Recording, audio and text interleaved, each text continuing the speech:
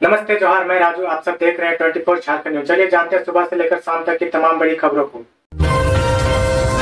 अब टीएसी के मुद्दे पर राज्यपाल और सरकार आमने सामने। कई बिंदुओं पर राजभवन ने जताई आपत्ति। राजभवन और सरकार एक बार फिर आमने सामने आ गए हैं। राज्यपाल रमेश बैस ने झारखंड जनजातीय सलाहकार परिषद की नई नियमावली के गठन के संबंध में उनके पूर्व के आदेश का पालन नहीं करने और दूसरी ओर टीएसी की बैठक समेत अन्य कार्रवाई पर आपत्ति जताई है। उन्होंने सरकार से कहा कि पूर्व में उनके आदेश के संबंध में की गई कार्रवाई से उन्हें तत्काल अवगत कराया जाए और लंबे समय तक अनुपालन नहीं होने का कारण भी स्पष्ट करें। निकाय चुनाव में ओबीसी आरक्षण नहीं दिए जाने के मामले में सुप्रीम कोर्ट ने मुख्य सचिव को जारी किया नोटिस। निकाय चुनाव में ओबीसी को आरक्षण नहीं दिए जाने के मामले में सुप्रीम कोर्ट ने मुख्य सचिव को नोटिस जारी कर जवाब दाखिल करने का निर्देश दिया है। आजसू पार्टी के सांसद चंद्र प्रकाश चौधरी की अवमानना याचिका पर सुनवाई करते हुए शीर्ष अदालत ने यह निर्देश दिया है। आज से वोटर लिस्ट में नाम जोड़ने को विशेष अभियान। राज्य निर्वाचन आयोग के निर्देशानुसार पूर्वी सिंहभूम जिला में मतदाता सूची के विशेष संक्षिप्त पुनरीक्षण कार्यक्रम 2023 के अंतर्गत 23 नवंबर से 6 दिसंबर तक समावेशी सप्ताह मनाया जाएगा। इस अभियान के तहत थर्ड जेंडर, विशेष रूप से कमजोर जनजातीय समूह, कर्मचारियों, 80+ आयु वर्ग, दिव्यांगजन, आश्रय गृहों के रहने वाले और सभी अर्हता प्राप्त नागरिकों का मतदाता सूची में 100% नाम निबंधन सुनिश्चित कराना है। बिजली बकायेदारों का बिजली कनेक्शन काटना शुरू। हजारीबाग शहर में बड़े बकायेदार के खिलाफ बिजली विभाग ने नकल कसना शुरू कर दिया है। शहर में 5000 से अधिक और 2 माह तक बिजली जमा नहीं करने वाले बकायेदारों का बिजली कनेक्शन काटना शुरू हो गया है। पिछले एक सप्ताह से ऐसे उपभोक्ताओं का बिजली कनेक्शन काटने का अभियान जारी है। एक सप्ताह में 255 उपभोक्ताओं का बिजली कनेक्शन काट दिया गया है। मंगलवार को 35 उपभोक्ताओं ने कनेक्शन काट दिए गए। अभियान के क्रम में 4.5 lakh on the spot connection किए गए हैं। मिश्रा के खिलाफ दर्ज केस वापस लेने का बनाया दबाव। राज्य में 1000 करोड़ के अवैध खनन व उससे जुड़े मामले में नए तथ्य सामने आ रहे हैं। बरहेट में विधायक प्रतिनिधि पंकज मिश्रा समेत अन्य के खिलाफ अवैध खनन का केस कराने वाले विजय हांसदा ने साहिबगंज के जिला व सत्र न्यायाधीश के यहां आवेदन देकर कहा कि पुलिस ने उससे सादे कागज पर उससे हस्ताक्षर करवा लिया था। इसके बाद केस की वापसी के लिए साहिबगंज एसपी के यहां आवेदन डलवा दिया गया था। उसने आरोप लगाया कि पुलिस इस केस को रफा दफा करना चाहती है। ईडी के गवाह विजय का आरोप है कि उस पर लगातार केस वापस करने का दबाव डाला जा रहा है।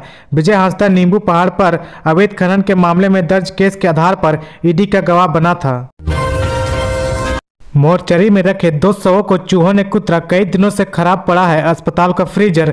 धनबाद के शहीद निर्मल महतो मेडिकल कॉलेज एवं हॉस्पिटल धनबाद की इमरजेंसी में रखे 2 शवों के साथ अमानवीय घटना सामने आई है। अस्पताल प्रबंधन की लापरवाही के कारण यहां रखे गए शवों को चूहों ने कुतर दिया। मोर्चरी का फ्रीजर खराब होने के चलते शवों को इमरजेंसी के बरामदे में रखा गया था। शवों के पेट की बाईं ओर घाव का निशान बना था। वहां से 7 इंच व्यास में मांस गायब था। पेट की बाईं ओर गोल घाव का निशाना था। निशान देख दोनों मृतकों के परिजनों ने मंगलवार को किडनी निकालने का आरोप लगाकर हंगामा किया। परिजनों ने एक की जगह घाव का निशान देख किडनी निकालने की आशंका जताई है। उन्होंने जांच की मांग की है।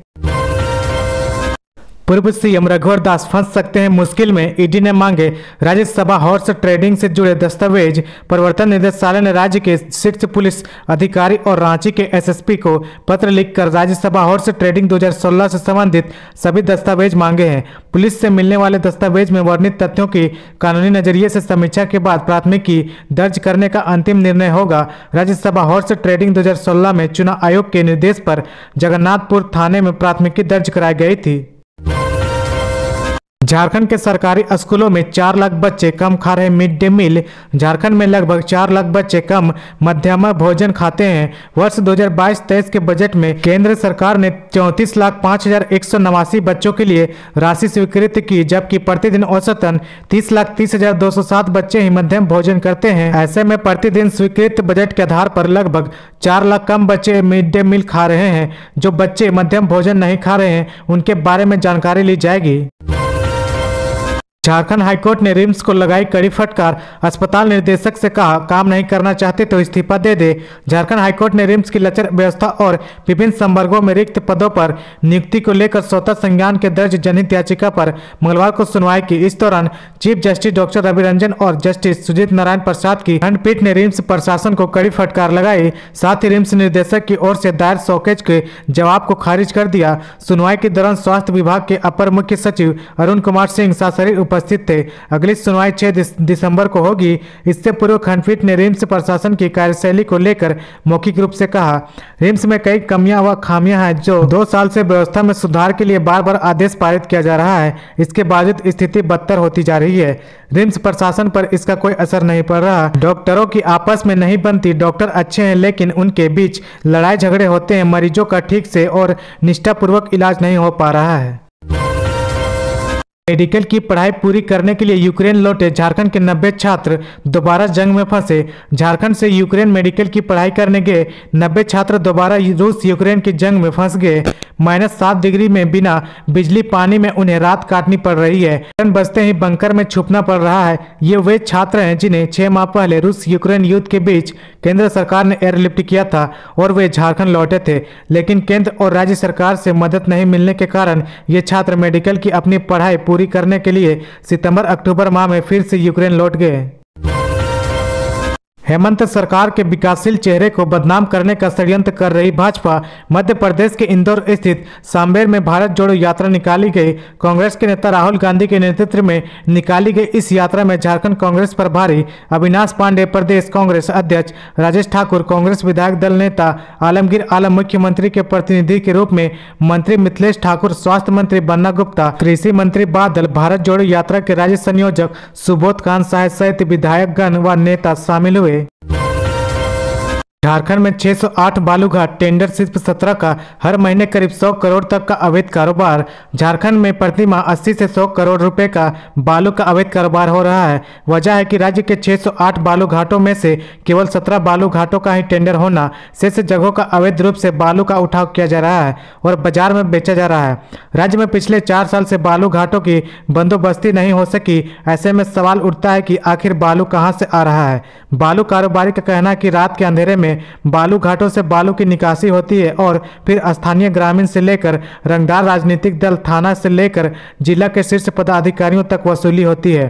तब एक ट्रक बालू किसी को मिल पाता है। एक बालू कारोबारी का कहना है कि राज्य में संगठित रूप से बालू का अवैध कारोबार हो रहा है। राज्य भर के वेंडरों को व्यवस्थित करने के लिए हॉकिंग जोन बनेगा। निकायों को समस्या का करना होगा समाधान। नेशनल हॉकर फेडरेशन की ओर से रांची में आयोजित वेंडर समिट में मंगलवार को अनोखा दृश्य दिखा। रांची के 10,000 से अधिक फुटपाथ दुकानदार सड़क पर उतर गए और गौरवपूर्ण यात्रा निकालकर सरकार और नगर निगम का आभार जताया। उपस्थित वेंडरों को संबोधित करते हुए नगर विकास सचिव विनय कुमार चौबे ने कहा कि राज्य भर के वेंडरों को व्यवस्थित करने के लिए शहरी क्षेत्रों में हॉकिंग जोन बनाए जाएंगे।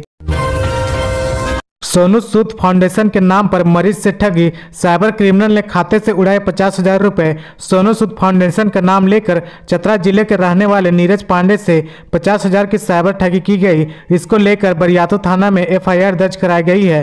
गौरतलब है कि मरीज के बेटे ने ट्वीट कर सोनू सूद से मदद की गुहार लगाई थी। ट्वीट में अपना मोबाइल नंबर भी दिया था। ठगों ने इसका इस्तेमाल करते हुए ठगी का शिकार बना लिया।